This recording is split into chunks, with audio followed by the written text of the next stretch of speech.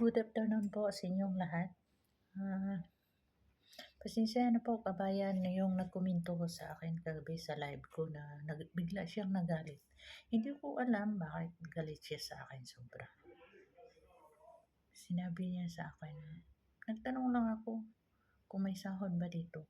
So, hirap naman sagutin ko siya na mayroon or wala kasi ayaw kong magka-violation yung channel ko. Kasi bawal ang ganyan na sagutin ko. So, in-ignore ko siya. Ang dami naman satsat niya. Sabi niya, umarte ka. Babae ka. Kahit ano-ano sabi niya. Pasensya na kabayan. Kung gusto mo ang kasagutan, doon ka na lang sa Google. Huwag kang magtanong sa akin. Kasi alam naman, baguhan ka. Wala pa kang alam. Sinabi ko na hindi pwede i-mention dito sa live ko. Ayaw ko magka-violation yung channel ko, diba? Sana maintindihan mo ako. Huwag kang magdala satsat ng satsat. Alam mo ba, pag nasa harap pa kita, sa harap mo halikan. Para manahimik ka. Sarap, talaga sarap apakan. Uy, kahit anong isabi mo sa akin, wala akong pakay sa'yo kung anong tingin mo sa akin. Hindi ako umaarte. Doon ka magtanong sa iba kung pansinin ka ba. Walang mamansin sa'yo. Pangit naman ganyan na imbas mo ako. Ganito, ganoon. Pilipino ka pa naman. Dapat irespeto mo ako. Dapat, kasi hindi lang ikaw ang pinapansin ko sa live. Hindi ako nakapokus sa'yo. Nagbasa ko din sa ibang nagko-comment.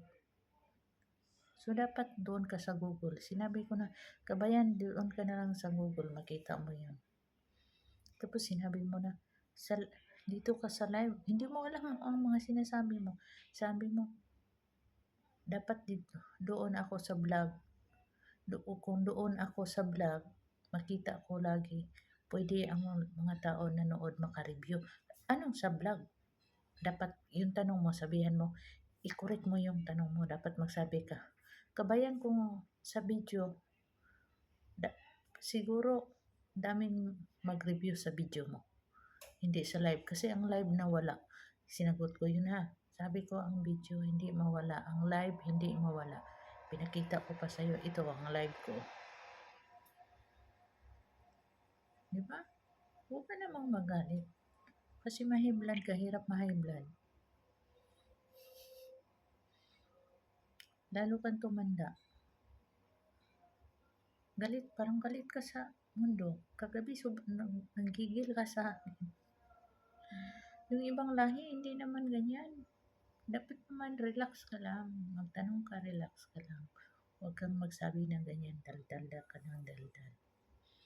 So, pero hindi kita tinime out, di ba? Sabi mo, hindi na ako mag-follow sa iyo. Kahit anong sabi mo, sabi ko, okay, walang problema. Di welcome pa kita. Dapat naman, manahimik ka na lang. Huwag ka na lang tanong ng tanong. Kasi sinabi ko, ayaw ko na kabayan na magka-violation yung live ko. Ayaw ko magsalita dito. Hindi, kasi wala akong alam. Dapat isabi mo dito. Bakit? Manira ka ba sa channel ko? Anong ibig sabihin yun? Sirain mo yung channel ko? Tapos ikaw, zero ka naman? Wala namang nag-subscribe sa'yo? Huwag naman ganyan. Ayaw ko ng ganyan. Pag ganyan yung ugali mo talaga, kung hindi ko mapigilan talaga, sagutin kita. Pasensya na po. Sasagutin kita talaga. Magsabi ka, umarte ito na babae ito. Oh, parang sino? Wala ako nagyabang sa live ko. Ikaw kaya? Sino kaya ka? Pasensya na po. Yun lang na na-visit ko kagabi.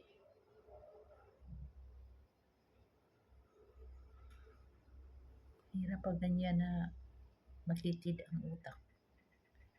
Matitid yung utak niya kagabi. Nag-join siya. Hindi niya alam ang mga sinasabi niya. Kung doon ko daw mag-upload sa vlog, dami pang makareview. Hindi ko naintindihan yung mga sinabi niya. Parang ulol siya. PI siya talaga. Pasensya na po, nakapagsabi ako ng hindi maganda na dahil lang sa kanya. Pilipino pa man din siya. Wala siyang respeto sa akin. So, sana po sa gabi, mag-join kayo sa akin. Salamat po sa panood ninyo lagi. Hindi ako ninyo iniwan, and God bless you all.